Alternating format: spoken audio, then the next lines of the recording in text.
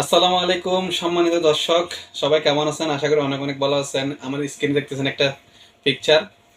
তো এটাতে দেখা যাচ্ছে ঘরের মহিলারা, ঘরের মেয়েরা বা মারা সবাই মিলে শপিং করতে যাচ্ছে। শপিং এ অনেক ভিড়। হ্যাঁ, এক একজনের এক এক রকম বাজেট। আসলে এই বাজেটগুলো আসে কোথা থেকে? দেখেন, যারা পাঠায় বাজেটগুলো তাদের অবস্থা দেখেন। নিচের পিকচারের মধ্যে দেখতেছেন আপনারা প্রবাসীর অবস্থাটা কি। প্রবাসীরা এমন পরিশ্রম করে যেখানে নিজের জন্য চিন্তা করে না, শুধু ফ্যামিলির জন্য চিন্তা করে। আর ফ্যামিলি সেটা বুঝে না। সে টাকাটা পেয়ে মার্কেটে মার্কেটে ঘুরে যত টাকা দেয় তার চেয়ে বেশি খরচ করে চলে আসে ঘরের মধ্যে, এবং কি সেটা ঋণ করে আবার প্রবাসীকে বলে এত টাকা ঋণ এসে এটা দিতে।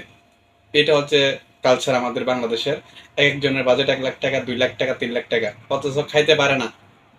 মানে ওই কাপড়গুলো কিনতেই হবে। এটা তো ফরজ করে নাই, এটা সুন্নাহ, মানে সৌন্দর্য। তো এইটা এই সৌন্দর্যের জন্য কি এতটুকু উপভোগ করতে হবে? 1 লাখ টাকা 2 লাখ টাকা খরচ করতে হবে? একটা সুন্দর থেকে জামা নেন ছোটখাটো বাজেটের মধ্যে, আপনার হাজবেন্ড দিতে পারবে এরকম করে, তাহলে তো হয় না।